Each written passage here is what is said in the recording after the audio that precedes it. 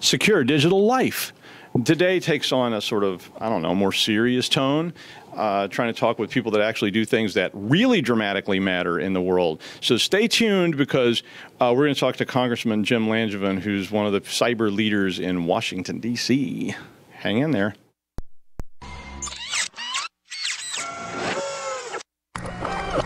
This is a Security Weekly production.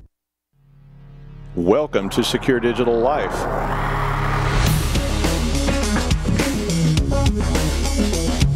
And you type in AAA porn or whatever it is you're typing in. So I'm sorry, I was at a PG show. And I'm really excited to be here. I'm glad you're here because somebody needs to know what's going on. That's right. Okay, so now somebody has to drink this. It's another day. It's another episode. Yeah, he's looking at the wrong camera. Oh, you put my camera over here. Basically, forget you ever saw that. I think actually forgetting you ever saw that would really be a good idea at this point. Hi, we're back. Secure Digital Life. We're talking to Congressman Jim Langevin, who just came back from DEF CON, by the way. So unlike me, who did not get to go to DEF CON because no one would fund my way there, Paul, you know who you are. But he was there and representing the state of Rhode Island really well. Don't forget, DerbyCon is coming right up, 2024 in September in Louisville, Kentucky, 20 to the 20. No, it is. I got it right here. They're trying to tell me like I don't know what I'm doing. Wild West Hackenfest. I do get to go to that. Russ and I will be there in October, so we're going to be there for the whole thing because Russ wants to fly his drone around or something like that. We're probably going to federal prison, but we got connections, as you can see, so we're hopefully going to be okay with that because, you know, they have those national monuments and things out there. But this is Congressman Jim Langevin, who is on the Congressional Cyber Caucus. Thank you so much for coming on our show. You bet, Doug. Great to be with you. Thanks for your leadership and the work that you're doing in the cybersecurity field as well. Well, you're welcome. I had a question for you that was not on the sheet, so it's a gotcha. It's not a real gotcha. No, it really isn't. So one of our viewers sent a question in, and they said, what is the Congressional Cyber Caucus anyway? Which I thought was a really good question that I wasn't going to ask because I kind of know. Sure. So there are a number of caucuses in Congress, and they are very different from a committee. A caucus is more of it's a group of like-minded members who care about and want to be identified with a particular topic.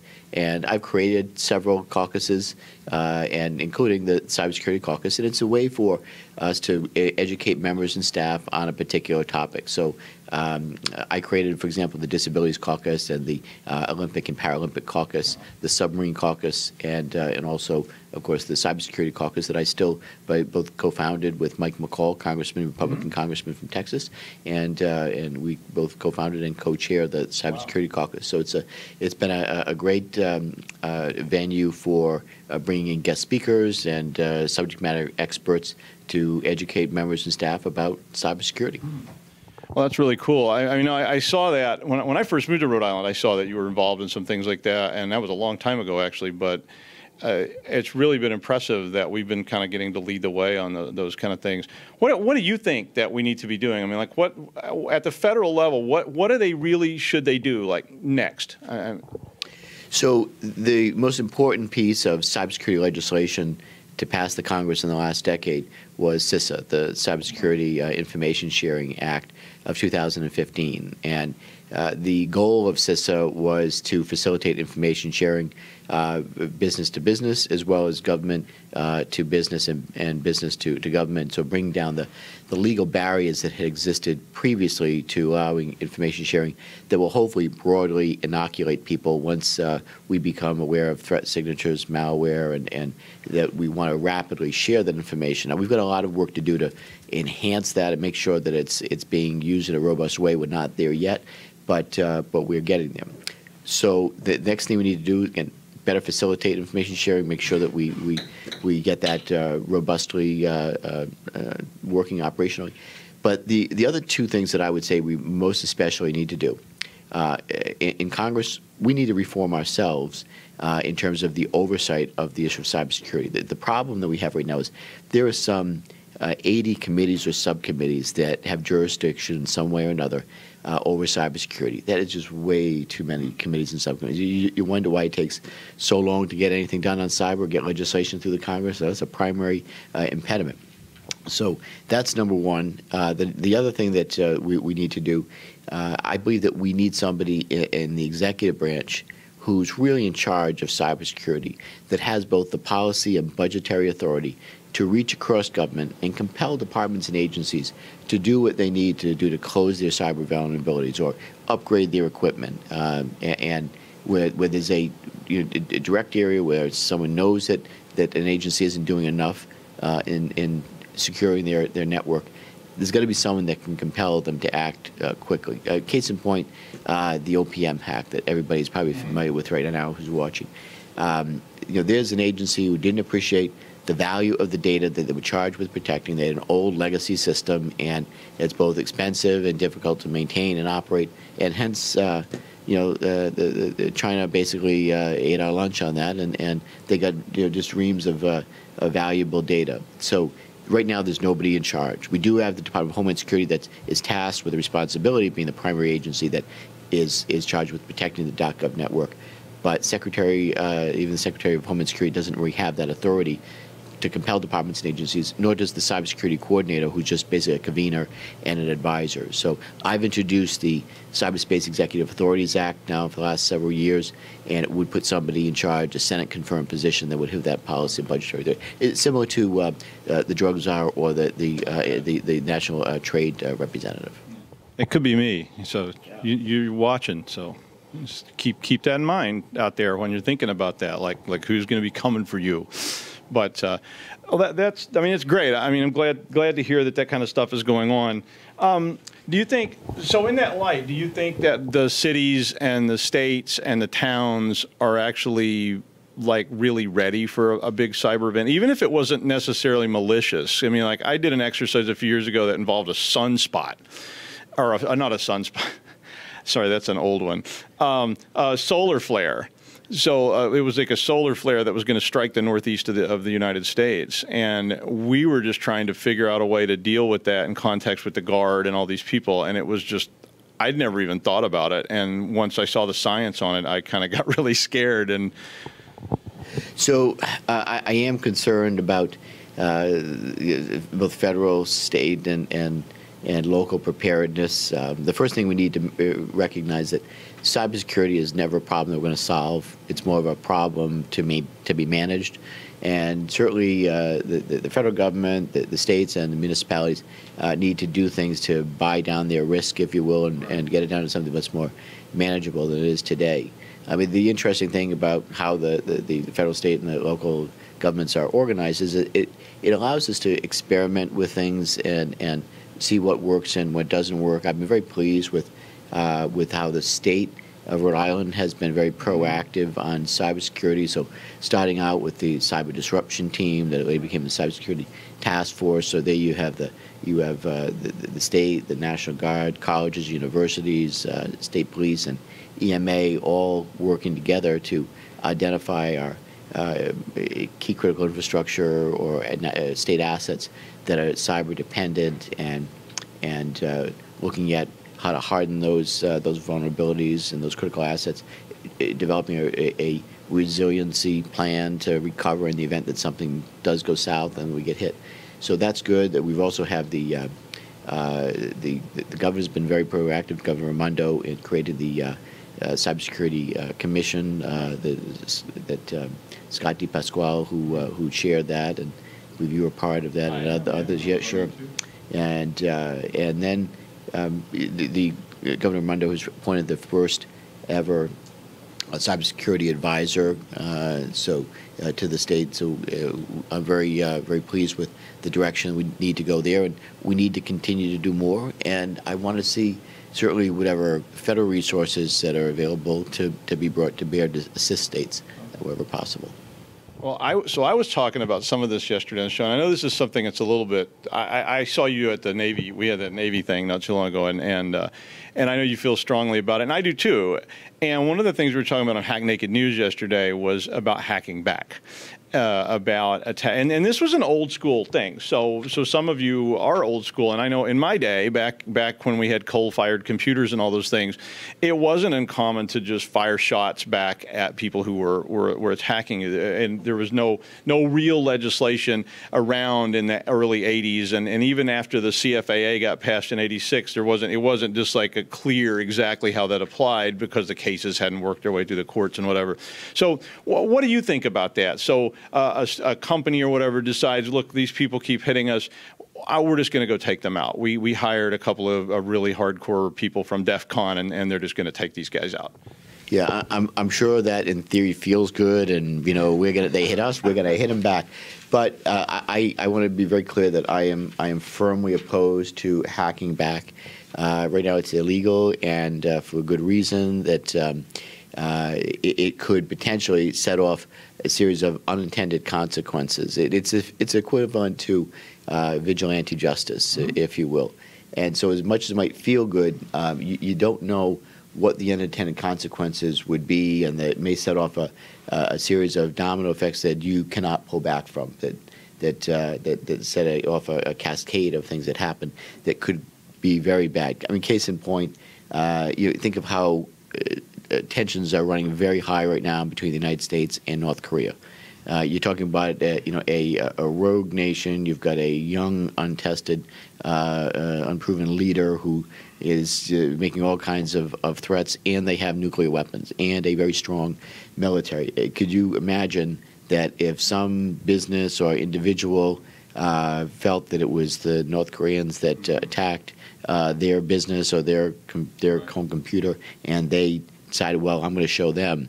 And, of course, North Korea, they'd wonder, was this a company or an individual, or was this the United States government taking a whack at us? And then all of a sudden you wind up with a series of things that happen, including kinetic actions that could lead to loss of life. So as much as it may feel good, I would strongly advise against, I oppose hacking back.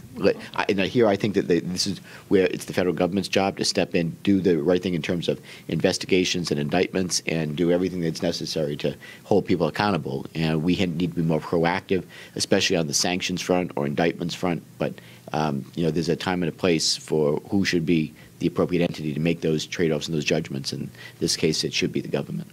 But it does feel good. I mean, back in the old days, I mean, it does give you a sense of satisfaction when people were probing your networks.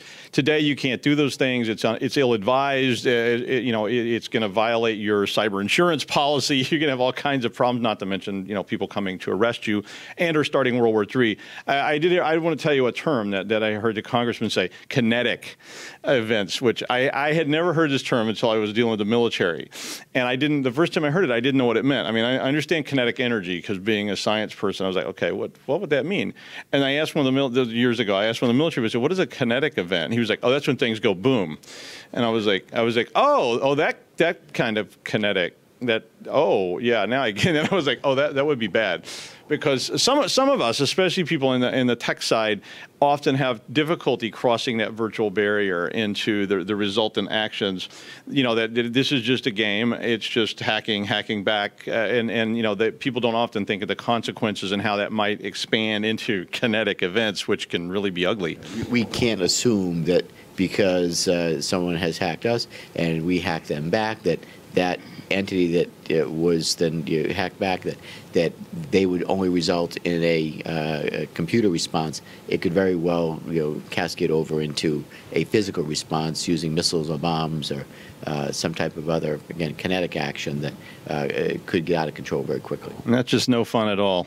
It's just, it's really not. So I have one more question. This is my question. I've had this question for a long time, and it's kind of interesting to me. And we were just actually talking about it earlier. Why don't we, at, say, the federal level, have something like the NCAA, which is the sports thing?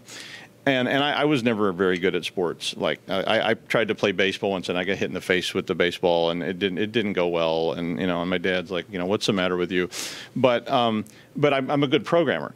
But what if we had something like the NCAA that promoted scholarships and teams and competition in science or technology that work the same way, because I've always had this dream that there would come this time when people fought over the best programmer and the best networking person to put on their cyber team. And when I first saw Cyber Patriots, I was like, wow, that is so cool. They've actually got this kind of developing. And so now I started thinking maybe this thing I used to think about could actually be a reality someday. And I just kind of want to know what you thought about it. Because I mean, I asked some people and they're like, what, are you crazy? But I was like, wouldn't it be great if our schools were like Texas football, only now they were fighting over students and poaching them from each other, but they were trying to fight for the best Python programmer in the group. And we were giving those people scholarships and had coaches at the universities and all these things and dorms and all that kind of good stuff. Yeah, I think the NCAA is a good analogy. It's an interesting one.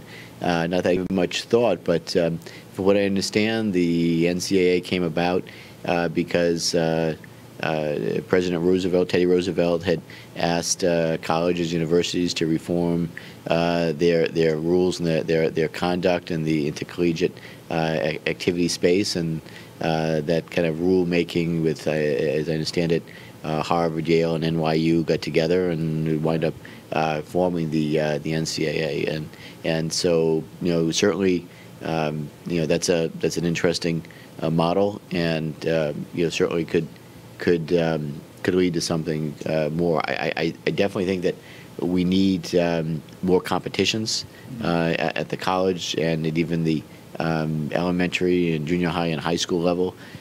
Big fan of things like Cyber Patriot, by the way, and that is for the K through 12, from what I understand, and there's everything I know about Cyber Patriot, and I think it's a great way to promote cyber competition among young people. So I would be very much in favor of seeing that kind of thing continue, as well as looking at maybe the cyber defense exercise run by the military academies is another good example that we could look to.